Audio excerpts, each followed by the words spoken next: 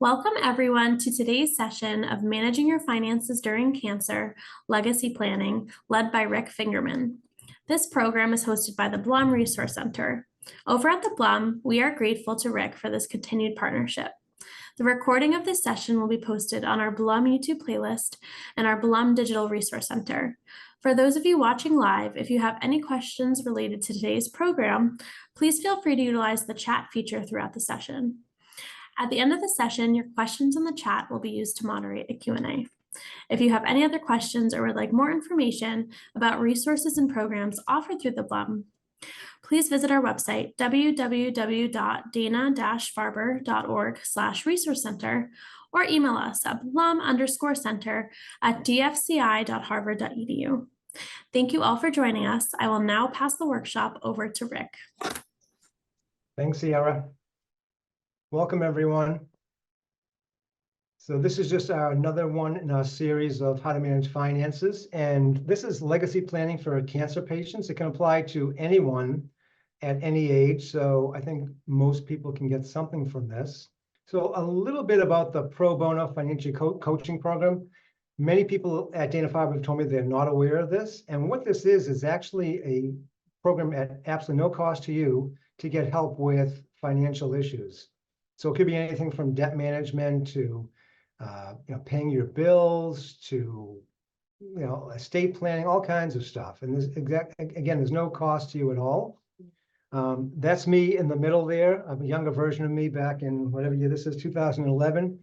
So any money that we are awarded for this program, we donate to the Patient Assistance Fund. This was back in 2011. So again, if you have any financial concerns, needs, and you're a patient or a family of a patient of Dana-Farber, reach out to your resource specialist or your social worker, or you can contact me directly. My contact info will be on the last slide, and I'm happy to talk to you and guide you into that program. But it's really, we've helped well over 600 families to date, and it's pretty good. It's a good deal. Just a quick disclaimer, this is not to be meant for a specific legal, investment, or tax advice. It's just general in nature. So if you have any questions specific, you can email me directly and I can try to help you with that too. Okay, the first question is really why plan? Well, if you don't plan your estate, you don't really have a say in what happens to yourself. Your loved ones or someone else could make decisions for you, and that might not be good. So definitely you want to have some type of estate plan. One other thing that I'll add, part of that pro bono coaching program is you're eligible for an estate plan at no cost to you. Generally speaking, if someone's wealthy, that's a different story. But if you're just a regular person and you're struggling, we can get you a basic estate plan done from an estate planning attorney at no cost to you if you're in Massachusetts. If you're in another state, it might be a little trickier, but if you're in Mass and that's something that interests you, again, reach out to me. My info is on the last slide, and we'll get you coordinated with somebody. So if you don't plan, probate, you've probably heard the word probate before, and some people say, oh, you should avoid probate at all costs. Probate is just a process to ensure that an estate plan is valid. It's not the worst thing in the world, but if you can avoid it, it's not a bad idea. And as we go through the slides, we'll see some ways to actually avoid probate if that's a concern of yours. So, assets can end up with people that you don't want them to. So here's just a quick example. Let's say you have a life insurance policy, and you name your son as beneficiary of that life insurance policy. And your will says, I leave everything I own to my sister. Well, the beneficiary designation on things like life insurance, IRAs, bank accounts, 401k plans, they supersede whatever one's wishes are in a will. So you really want to make sure that these things are coordinated. So again, we want to make sure that your wishes are carried out and that no mistakes are made. That's why it's really important to look at all this stuff. And there are opportunities to save on taxes and to protect assets from certain things too by having an estate plan. These are just, the basic estate planning documents, and not all of these would apply to everyone. So for example, will is a pretty basic document. If somebody has minor children, a will is important because you can name guardians for your kids. And if you don't name guardians, the court actually could step in and name someone that you might not want raising your child. So that's an important document to have. There are two types of trust. There's revocable, which means you can change them at any time. You have full control. And irrevocable trust means that you have less, control over changing that. Once you set it up, it's pretty much a done deal, and you can't really change that. So you have to be careful in which type of trust you choose. Each one has their own benefits. Special needs trusts are designed for people that have a disability usually, or on Social Security disability, so it can protect assets from that. A double power of attorney allows someone to make financial decisions for you. It can be very broad-based. It can say they can do anything they want. They can sell my house, they can refinance my house, they can file my taxes, they can get into this bank account. Or it could be limited and just say, all I want them to be able to do is file my taxes, for an example. Healthcare proxy allows somebody to make healthcare decisions for you if you're unable. There's HIPAA authorizations, there's provisions for pets if needed, because everybody's got a pet today, it seems. So you want to make provisions for them if something happens. Living wills are more of an end-of-life thing on life support. And in Massachusetts, there's something called medical orders for life-sustaining treatment, and DNRs that do not resuscitate. So all these things are just part of a good estate plan. And an estate planning attorney that sets this up can make sure that your wishes are integrated into these documents. These are just things that could be really important to take a look at. Real estate, for example, it can be owned jointly, it can be owned by yourself. If it's owned by yourself and you passed away, for example, that would be a probate asset. It would have to go through that probate process. Car titles is something else that you should be mindful of. If it's end of life planning and you have a car and you want to give that to someone, it might make sense to sign that title over to them before you pass away. Passwords is another huge area that we all have all these passwords, and a good password manager and a way to get into that could be important for a loved one, so they can get into your email accounts or your investment accounts to look at things with your permission. You want to have an inventory of all your accounts. As we get through this, there's a sample that I put together that if you're interested, I can send you a template so you can make one of these yourself. It's one of the best gifts you can give someone that's a loved one, that they don't have to search and hunt and wonder where your stuff is. All of this will be on like 1 or 2 pages. There's brokerage accounts, retirement accounts, workplace, like 401ks or 403bs. All these accounts, you really want to make sure that people know what's going on. I've got guns on here because, again, I've been doing this for over 30 years and I've come across like unique situations. If somebody owns guns and you pass away, well, if you don't have a gun license like in Massachusetts, you can't just go in there and take those guns and go and sell them. So there are certain things that you really want to be mindful of when someone passes away. Safe deposit boxes, there are some do's and don'ts on that. You really don't want to have a lot of legal documents in there, because if somebody can't get into that, then that kind of defeats the purpose of them helping settle your estate. So things like that. And everybody's got all these online photos, so you want to make sure that those are saved and people can, get into those and share those with people.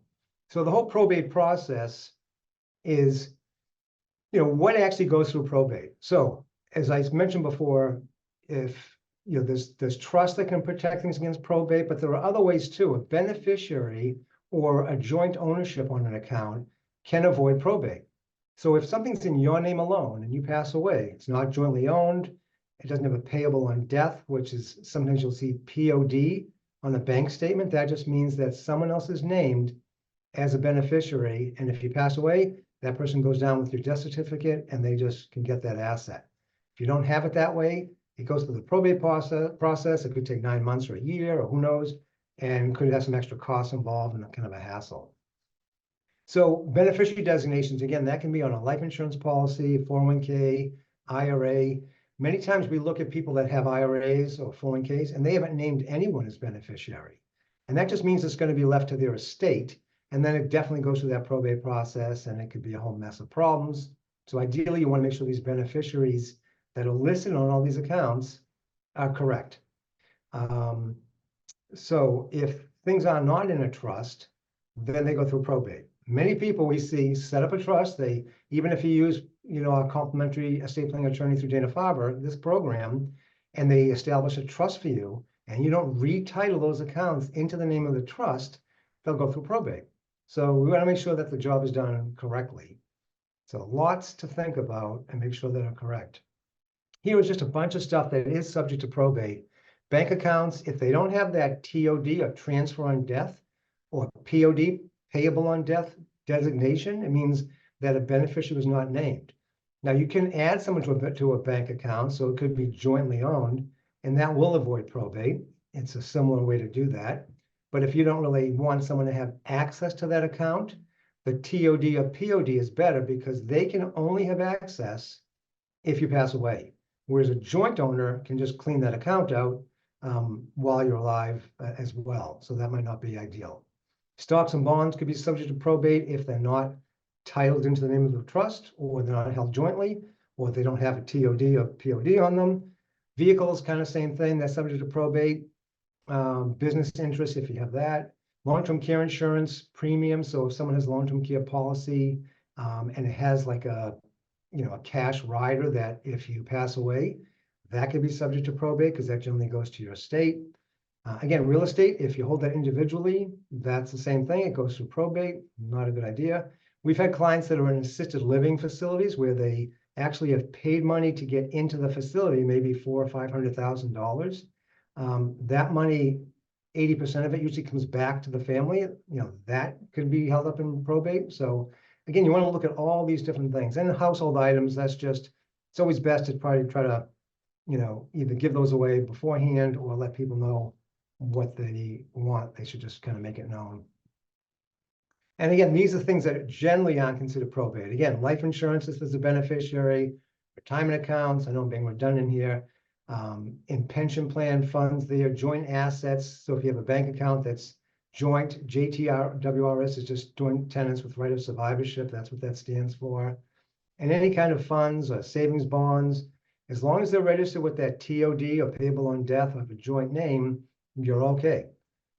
But you might not be. One area that you might want to be aware of, if you look in your drawer and you find some old savings bonds that, maybe your grandfather or your mom and dad had given you, it might have their name and your name on it. And if they have already passed away and then something happens to you, that's a problem. So you need to go get those retitled, take the deceased person's name off, and then add someone else's name on there, or do the TOD or POD designation to make sure that if something happens to you, that someone else can cash that bond in. And again, if you've got assets that are in a living trust or revocable trust, those are interchangeable words. It just means that it's in the trust, it's retitled into the name of the trust, and it will avoid probate. Here's a little checklist.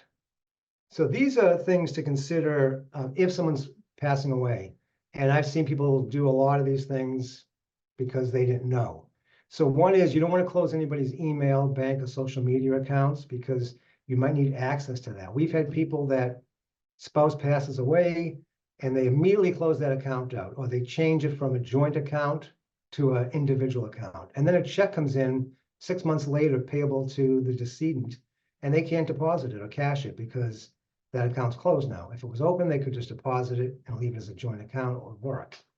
When somebody passes away that has an IRA or 401k, and they're taking required minimum distributions, which means it used to be over 70.5, but now it's been raised to either 73 or 75, 75 if you're born after 60. You have to take these required distributions. And if you're in that distribution phase and you pass away and you didn't take it yet for that year, then that needs to be taken. So it's just not something else to check off the list. If you have a credit card and it's in the decedent's name alone, there's no joint ownership on that, it might not have to be paid if there's no money in the estate. So we've had clients that just immediately pay all that stuff off, and they might not have had to. And the same applies to federal student loans. If it's a federal loan, not a private loan like from a bank, but a federal student loan, if somebody passes away, those loans are forgiven. You do not have to pay those off. If you're in assisted living and you've already paid monthly expenses, you might get a refund. And again, that return of down payment in the assisted living if you bought into that. One thing we have seen is people have had prepaid funerals, didn't know about it, so they had a funeral and then they already really had one that was paid for. So again, you want to have all these things figured out before someone passes away. It's all a good idea. And this is within a few days of death, well, we already did this one, right? We did. Okay, hold on. Yeah, okay, so 2 weeks after someone dies, you want to get certified copies of death certificates. These are usually given to you by a funeral home. You want to make sure that you find the will and the executor, which is also called the personal representative. It used to be executor or executrix. Now the common word is really personal representative that helps settle an estate. You want to meet with an estate planning attorney. If you haven't, you want to contact a CPA. Again, have that inventory of all assets. That's what we'll see in a little bit. I have a sample of something I can provide you, which makes this whole process so much easier. Make a list of bills and, cancel services that are no longer needed. Someone's dad passes away that lives alone, that has a Netflix account, probably don't need to keep paying something like that. And then you want to notify life insurance companies and credit card companies, because again, as soon as you notify that life insurance company that someone passed away, it can start the claims process and those proceeds will be distributed. Same with the credit card company. As soon as they know that someone passed away, again, you might not have to even pay that bill. So that's not a bad thing. Okay, so Social Security, if somebody passes away, there is a little tiny stipend of like $250 that you get as a death claim. So you can apply for that. If you are a married couple and your spouse passes away, and that spouse that died was collecting Social Security and their benefit was greater than yours, then yours can get stepped up to that if you apply for that widow benefit. So that's something else to think about. You want to look at, short-term liquidity needs. I work a lot with widows, and one of the things I tell them is not to make any major changes. Don't sell the house. Don't go buying big cars the next day. You want to make sure that you're paying your bills, keeping the lights on, putting the heat on, food in the refrigerator, but don't make any big decisions. So you want to make sure that you've got money for short-term liquidity needs. Life insurance benefits help a lot with that. So if that's an option, you want to apply for those as soon as you can. Again, those refunds of premiums that someone might have paid for a full year and then they died before year end, you can get usually a refund on some of those. Want to make sure you look at those IRA accounts again and make sure those required minimum distributions are taken. And there are certain things that a spouse can do with an IRA that a non-spouse can't. A spouse can generally roll that deceased spouse's IRA into their own. And if they're nowhere near that required minimum distribution age of 73 or 75, they can just leave that in that account and then take it out when they hit that required distribution age. When someone passes away, you can file marriage filing jointly still for that first year.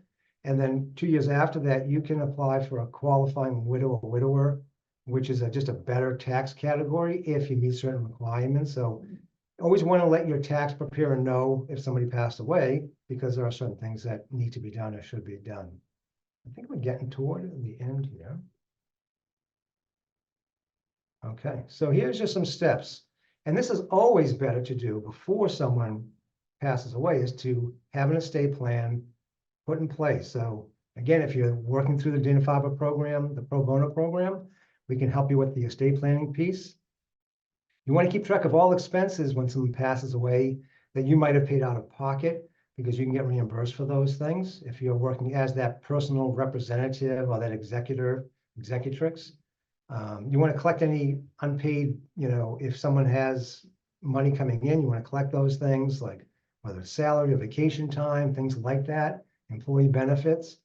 Someone has a job, they might have a life insurance policy through work. And that's something, again, you should know, because there's a benefit right there. File for government provided death benefits, again, like for Social Security. Keep an eye on the mail. You can't really do an address change for mail. So let's say your dad lives in Philadelphia.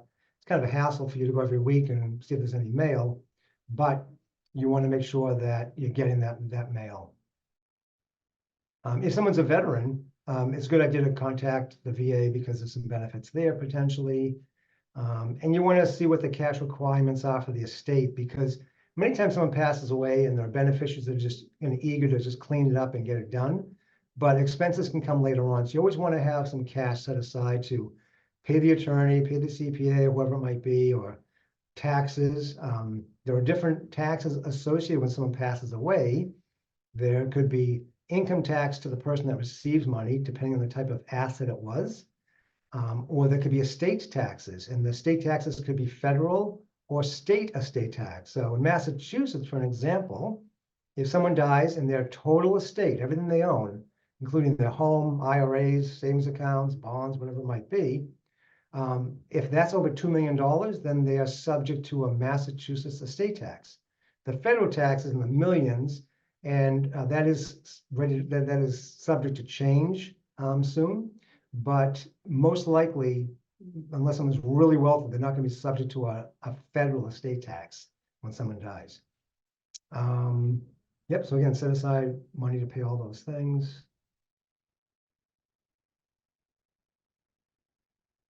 Okay, you want to pay all the debts and the expenses. This is kind of like the probate process, but even if you don't go through probate, you have to pay the debts and expenses of the estate or the decedent. You have to file a federal and state tax return. That's a separate return that's to be done the year someone passes away. Federal estate taxes are generally due within 9 months of death. But again, that wouldn't apply to most people unless we're talking to Bill Gates or Elon Musk or somebody that, like, you have to have a lot of money to get hit with that federal estate tax issue. The state estate tax varies. Again, Massachusetts was $1 million up until recently. Now it's $2 million. Some states are much higher, some are a little lower. Retirement accounts as inherited IRAs, do's and don'ts. So I could do a whole seminar on that. If you inherit an IRA, as I mentioned, and you're a spouse, you can make that IRA your own. If you are not a spouse, there are a couple other requirements that can kind of bypass this rule. But generally speaking, the year after someone passes away, somebody has 10 years to empty that IRA. They have to take a required distribution each year, and the IRA has to be empty within the 10th year. Previously, it was like a spouse. Like I inherited my mom's IRA about 7 years ago, and because that was before the law changed, I take these required distributions throughout my life. Whereas if she died this year, I would only have 10 years to empty that account. Let's see here. So make distributions to estate beneficiaries. Yeah, once everything's all squared away and you know that all the bills are paid, that's when you can really start distributing money to beneficiaries. And if someone has an IRA, for example, the beneficiary might say, I leave this equally to my 3 children. And then those 3 kids would each have their own IRA subject to that 10-year rule if something happened this year, for example, or last year. You want to complete all the functions with the IRS. And there's also sometimes a closing letter. It's not always required, but again, the estate planning attorney would help you do all that. And you don't have to really worry about that.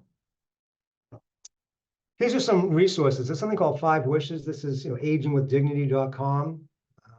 I don't think it's clickable here, but it might be when you view it. But otherwise, you can just type it in. This is really a great piece. It's free. And it just kind of walks you through some things on what you want your life to look like towards end of life. I think we've got some more resources here. Yep. So here's just some like Social Security retirement as a link for that. There's disability benefits. And again, if you're part of the pro bono financial coaching program and you think maybe you can't work and that's not going to change for a while, you could file for disability benefits. We can help assist with those types of things. This one is for survivor benefits. Supplemental Social Security for people that didn't really work long enough to put enough money into the system to get Social Security disability, which is SSDI. This is SSI, this last one. That's the gov/SSI. It's a much smaller benefit each month, but it's not based on how much money you made. But you have to be pretty impoverished to get that. You can't have a lot of assets to be eligible for that. And let's see. And there's just some more Medicare we have over here. Medicaid, again, that's for people that that have very low income and not much in assets. People think of Medicaid as if I'm going to a nursing home, I go on Medicaid. In Massachusetts, they call that Mass Health, and there are requirements to be eligible for that. We have veteran benefits, Treasury Direct. So here's a good thing that let's say you found a bunch of those bonds that have just you and your grandfather's name on there. You really want to get your granddad off of there and get one of your kids on there, or POD, or like transfer on death, one of those things, retitled. If the bonds have already come due and they've matured, you cannot change the registration of those bonds. You just have to cash them in. But you want to be careful with that because that's a taxable event when you cash that in. So it'd be good to sit down with a a certified financial planner or a CPA and determine how much of bonds you should cash in a given year if you've got a lot of them. And then I just put this in here, find missing money. We do this for our clients sometimes. We just put their info in there and it tells you if you have any money out there. It could be, doesn't always tell you if you get how much, but it gives you an idea of if you have something and you can just apply for it. Not a bad process. It's pretty easy. But it's free money that's been sitting out there, so you might as well take it. And here's the sample I was mentioning. So this is just an asset list and contact. So here's an example. You know, you would put your financial planner on here if you have one, your CPA, your estate planning attorney, your insurance agent, your investments, you know, where it is, the account numbers and the phone number, your bank accounts, the account number. You don't want to leave this around on your coffee table, of course. You want to put it somewhere or give it to a loved one that can take care of this if something happens to you and just keep it secure. But you would have your life insurance policies here. Many times we've had clients pass away and they don't even know if their spouse had a life insurance policy. Maybe they got it 50 years ago and they don't even know. Because sometimes with old types of life insurance, you bought it and you paid the premiums and then you don't pay the premiums anymore, but the life insurance is still there. So it's a good idea to have this. When my dad died, I found a policy that I didn't know if he paid it off. I was young, but we contacted the company and they said, yeah, he cashed that in, you know, years ago. So you just don't know. Annuities, same kind of thing. Long-term care, if again, this is, you know, before someone passes away, it's good to know that if someone has a long-term care policy, you can call them up and say, hey, you know, my spouse or my dad or whoever it is that's disabled and needs help, and they can get you that help. But if you don't know that that policy exists, then it doesn't do you any good. Disability, same kind of thing. And here's that personal representative executor. So you list them here. Your healthcare proxy people, these are people that make health decisions for you. And if we go to the next page, if this lets me do this. Yep. So it just continues on. Your power of attorney. These are people that make financial decisions. This is the final arrangement. Somebody prepaid for their funeral. That's in here.